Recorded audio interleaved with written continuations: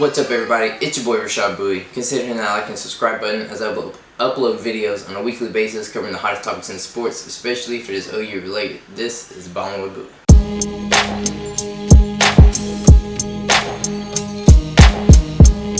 Today I want to give you my super regional predictions. I gave you my regional predictions, and now regionals are over. Super regionals will begin on Thursday and Friday is when game ones are, or Thursday and Friday. So I'm going to give you my predictions and what I think is going to happen. So let's jump right in. The first matchup, you got number 16 seed Washington at number 1 seed Oklahoma. I predicted Michigan and Oklahoma. Michigan was able to beat Washington in their first matchup in that regional bracket, but then Washington was able to come out of that elimination bracket and grab the win. But Oklahoma dominated the regional. As you know, they scored 50 runs, set a record with 24 in their last game, 11 straight super regional. So Oklahoma is hot. And Washington, like I said, they came out of their elimination bracket. They beat Michigan 2-0 and then 10-5. OU is on a very good path right now, and I don't think that Washington is going to be able to stop them or slow them down.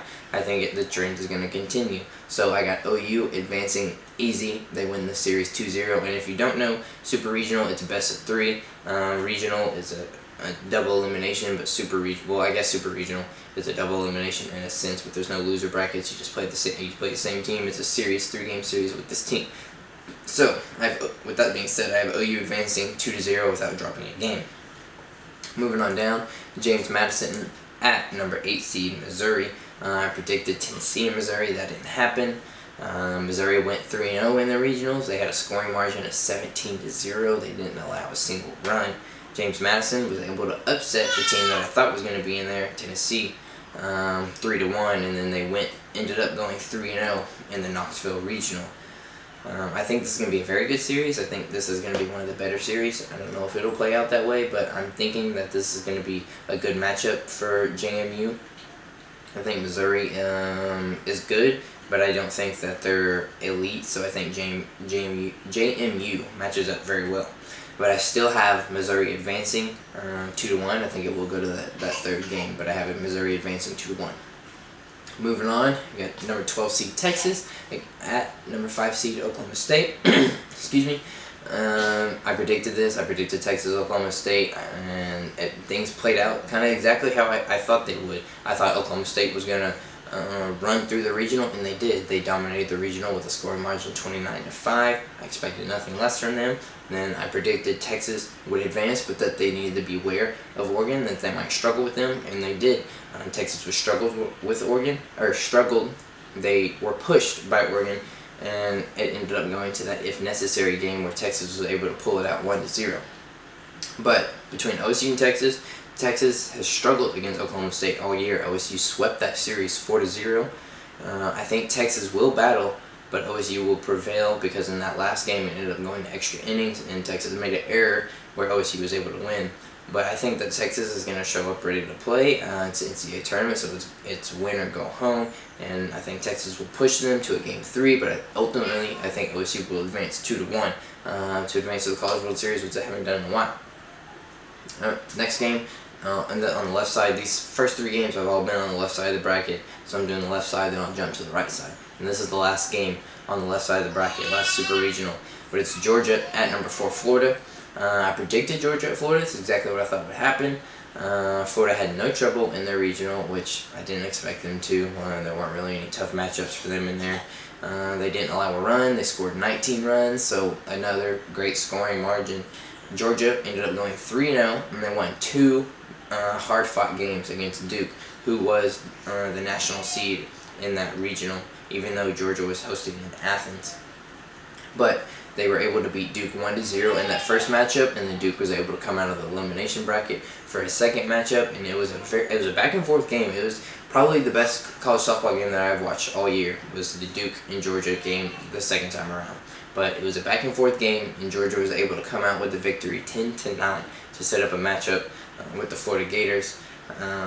Florida has played Georgia, obviously. They're both SEC opponents. Florida won that series 2-1 in the regular season, but I don't think that they struggled with Georgia during this. I think Florida is kind of turned up right now, and I don't think that Georgia is going to be able to stop them. So I have Florida advancing very easily, have them advancing 2-0.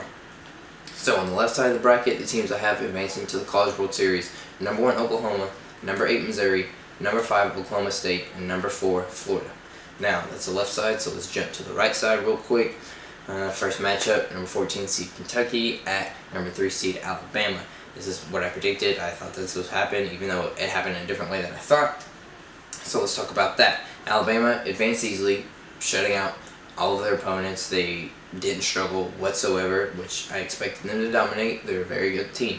On to Kentucky, on the other hand, they got run ruled by Notre Dame in their second regional game, 12-3. So Kentucky had to come out of that loser bracket and force it, if necessary, game if they wanted to advance, which they did. They came out of that elimination bracket and ended up beating Notre Dame 7-0 and then 4-0. So they turned it around completely.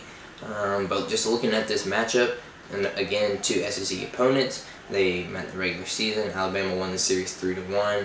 These two teams know each other very well, but I still have to give a huge advantage to Alabama. I don't think that Kentucky is going to be able to cause them much problems, and I have Alabama advancing 2-0. Next, 11 seed Arizona at number 6 seed Arkansas. Again, this is what I predicted. I'm very proud of myself. Most of my predictions were right. There were a couple hiccups, but that's okay. Most of them were correct. Anyways, Arkansas ended up going 3-0 in the regional without any trouble. Same case for Arizona. No trouble whatsoever. I think this could be a back-and-forth series also. I think this is a good matchup and something we want to keep an eye on.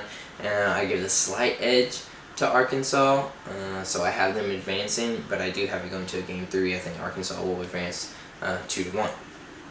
Moving on, 10 seed Florida State at 7 seed LSU.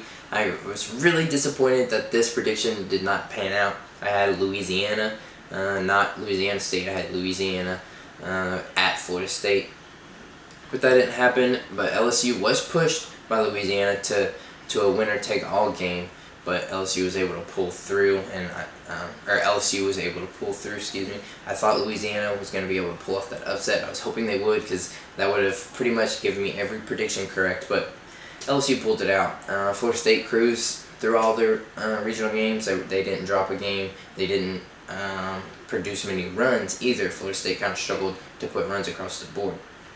So I think it could be a close series potentially, just because Florida State hasn't been giving up runs. But I do think that LSU overall is just a better team. So I have LSU advancing 2-0. So I have several SEC teams advancing easily in this tournament so far.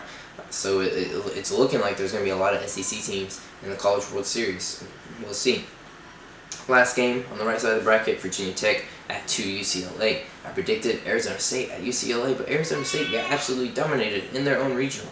They lost to Virginia Tech, and then they lost again in the loser side of the bracket. So they didn't even make it back up to the winner side of the bracket. Anyways, UCLA did struggle in their regional games. They beat Fresno State in extra innings 5-4, and then they beat Minnesota 2-1. Virginia Tech, like I said, they beat host Arizona State, and they ended up going 3-0 in that regional. I think Virginia Tech could cost UCLA some problems just because they seem to be struggling right now. They don't seem to be the same team that they were during the regular season and even during that Pac-12 tournament. But I can't pick against UCLA. I think they're just too good. I think they're just going to overpower Virginia Tech no matter what, no matter if it goes to extra innings or what. I think no matter what happens, UCLA is a better team and they will pull it out. And I think they advance 2-0. So on that right side of the bracket, I got number 3 Alabama, number 6 Arkansas, number 7 LSU, and number 2 UCLA advancing to the College World Series. I think the right side of the bracket is not as interesting of matchups as on the left side. I think there's going to be more 2-1 series on that left side, and I think there's going to be some mainly sweeps on that right side of the bracket. But we will see. Super regionals are upon us, so we just gotta wait and see what happens like always. So I'll catch y'all after. Deuces.